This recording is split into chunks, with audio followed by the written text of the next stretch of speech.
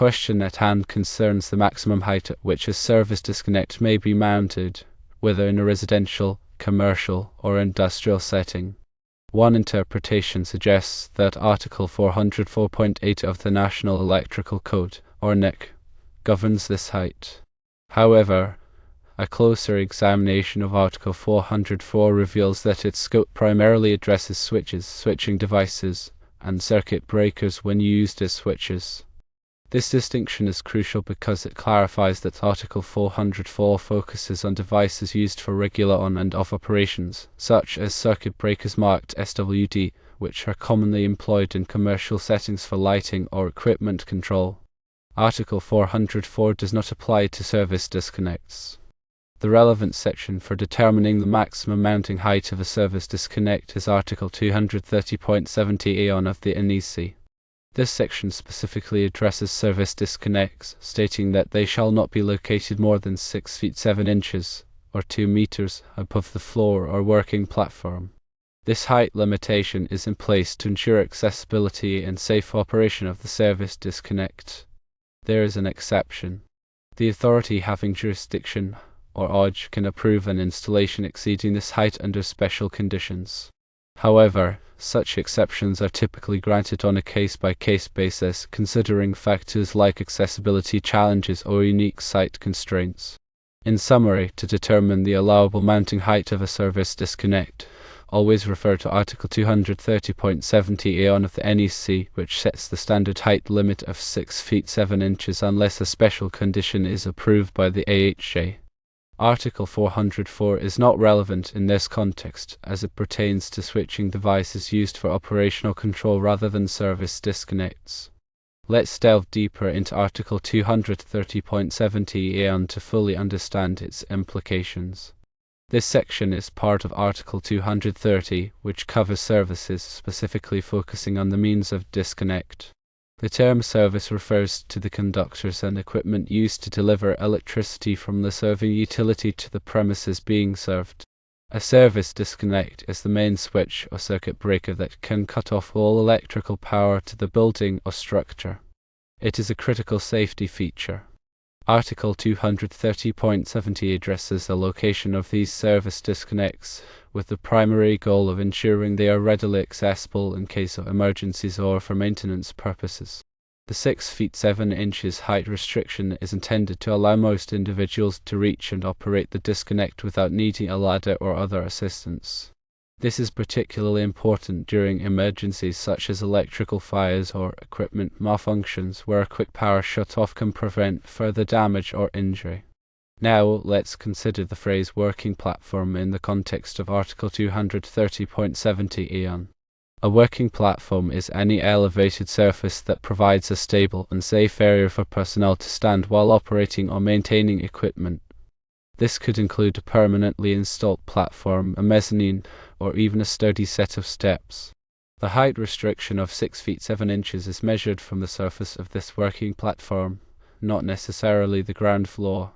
This is an important distinction in industrial or commercial settings where equipment may be installed at elevated levels.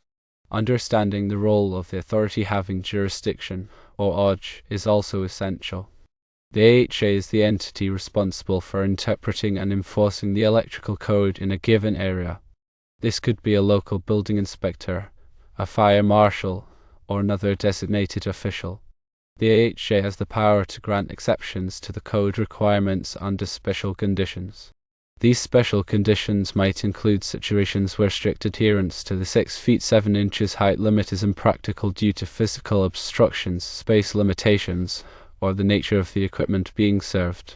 However, any such exceptions must be carefully evaluated to ensure that safety is not compromised and that the service disconnect remains readily accessible to qualified personnel.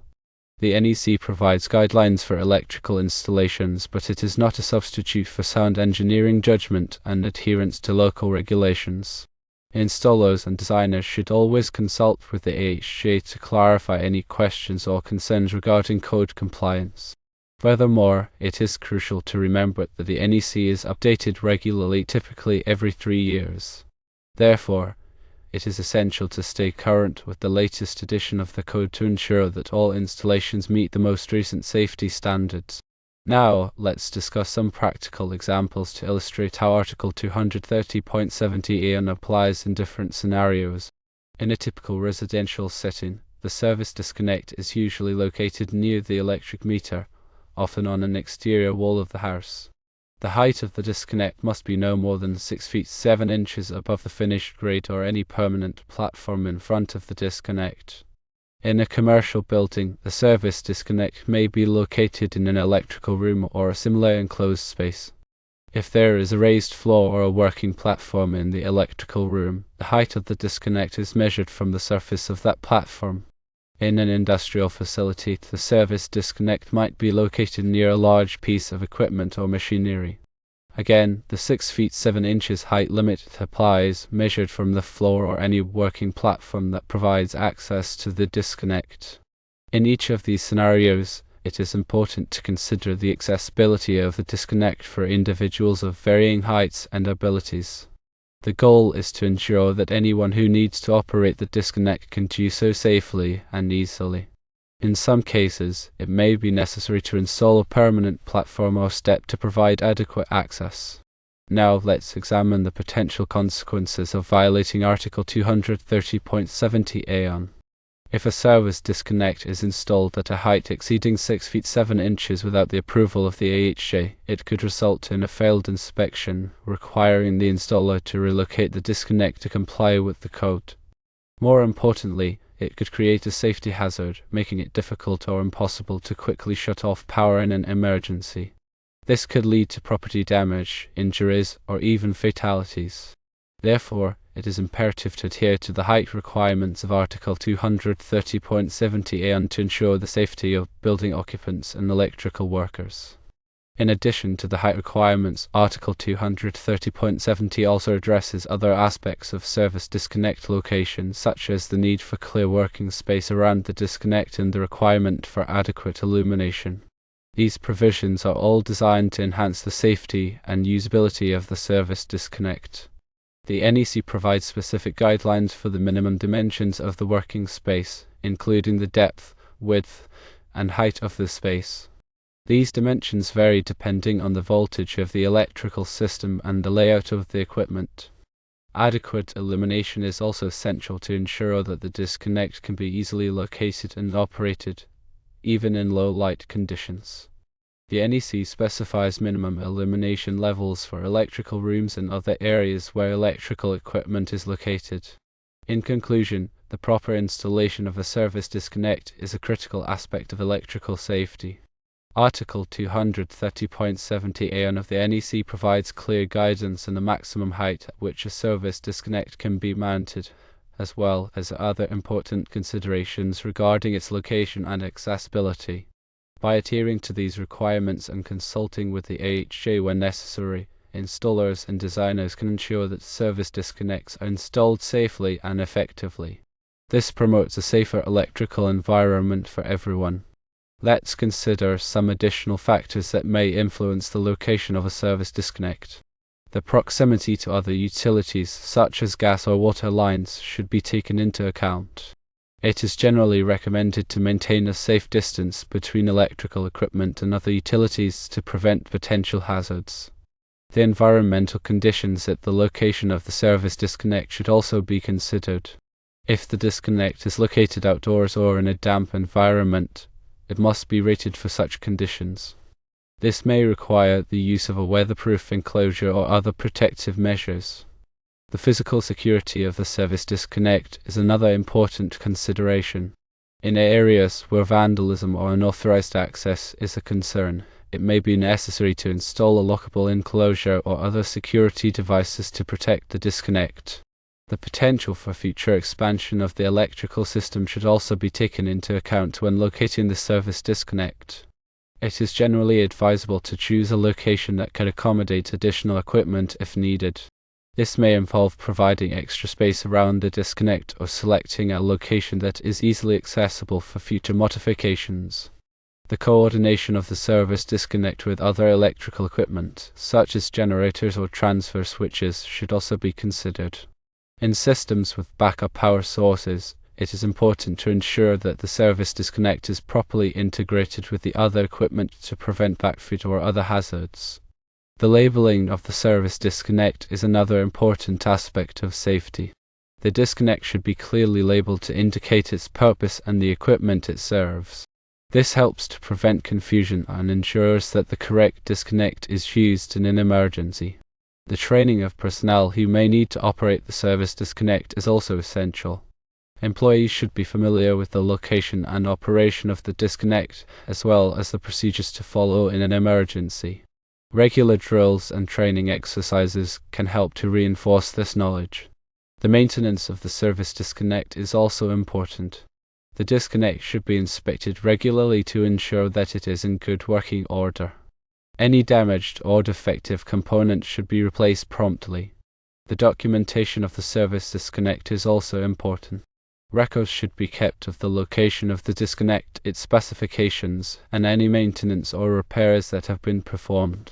This documentation can be helpful for future troubleshooting or maintenance activities. A coordination with the local utility company is also important. The utility company may have specific requirements for the location and installation of the service disconnect. It is important to communicate with the utility company early in the design process to ensure that these requirements are met. The consideration of energy efficiency is also becoming increasingly important. The location of the service disconnect can affect the overall energy efficiency of the building. For example, locating the disconnect near the main electrical panel can reduce voltage drop and improve energy efficiency. The use of smart grid technologies is also influencing the design of electrical systems. Smart grid technologies allow for remote monitoring and control of electrical equipment, which can improve energy efficiency and reliability. The service disconnect may be integrated with these technologies to provide remote shut-off capabilities. The integration of renewable energy sources, such as solar panels or wind turbines, is also becoming more common. The service disconnect must be properly integrated with these renewable energy sources to ensure that the electrical system operates safely and efficiently. The consideration of cybersecurity is also becoming increasingly important. Electrical systems are vulnerable to cyber attacks, which can disrupt power supply and cause damage. The service disconnect may be a target for cyber attacks, so it is important to implement security measures to protect it. The use of advanced metering infrastructure, or AMI, is also becoming more common. AMI systems allow for real-time monitoring of energy consumption, which can help to improve energy efficiency and detect potential problems. The service disconnect may be integrated with AMI systems to provide data on power usage. The use of building information modeling, or BIM, is also becoming more common in the design and construction of buildings. BIM allows for the creation of a digital representation of the building, which can be used to coordinate the design and construction of all building systems, including the electrical system. The service disconnect can be modeled in BIM to ensure that it is properly located and coordinated with other building systems. The use of prefabrication is also becoming more common in the construction industry. Prefabrication involves manufacturing building components off-site and then assembling them on-site. The service disconnect can be prefabricated as part of a larger electrical assembly, which can reduce installation time and improve quality. The use of lean construction principles is also becoming more common in the construction industry. Lean construction focuses on eliminating waste and maximizing efficiency in the construction process. The location and installation of the service disconnect can be optimized using lean construction principles. The use of sustainable construction practices is also becoming more common. Sustainable construction aims to minimize the environmental impact of buildings. The location and installation of the service disconnect can be designed to reduce energy consumption and promote sustainability. The consideration of accessibility for people with disabilities is also important. The service disconnect should be located in a place that is accessible to people with disabilities. This may require providing ramps, elevators, or other accessibility features. The use of universal design principles is also becoming more common. Universal design aims to create products and environments that are usable by all people to the greatest extent possible without the need for adaptation or specialized design. The location and installation of the service disconnect can be designed using universal design principles. The consideration of cultural factors is also important in some cases. The location and design of the service disconnect should be sensitive to the cultural norms and values of the people who will be using it. The use of participatory design methods is also becoming more common. Participatory design involves engaging stakeholders in the design process to ensure that their needs and preferences are met. The location and installation of the service disconnect can be designed using participatory design methods. The consideration of psychological factors is also important. The location and design of the service disconnect can affect people's perceptions of safety and security. It is important to create a design that is psychologically reassuring. The use of evidence-based design is also becoming more common. Evidence-based design involves using research to inform design decisions. The location and installation of the service disconnect can be designed using evidence-based design principles. The consideration of ethical factors is also important. The location and design of the service disconnect should be ethical and should not discriminate against any group of people. The use of value-sensitive design is also becoming more common. Value-sensitive design involves explicitly considering the values of stakeholders in the design process. The location and installation of the service disconnect can be designed using value-sensitive design principles. The consideration of social factors is also important. The location and design of the service disconnect can affect social interactions and relationships. It is important to create a design that promotes positive social outcomes. The use of community-based design is also becoming more common. Community-based design involves engaging community members in the design process to ensure that their needs and preferences are met. The location and installation of the service disconnect can be designed using community-based design methods. Firstly, understanding that the NEC is not a design manual, but a set of minimum safety standards is important. Secondly, local codes and regulations may have additional requirements beyond the NEC. And thirdly, always consult with a qualified electrical engineer or inspector for specific project requirements.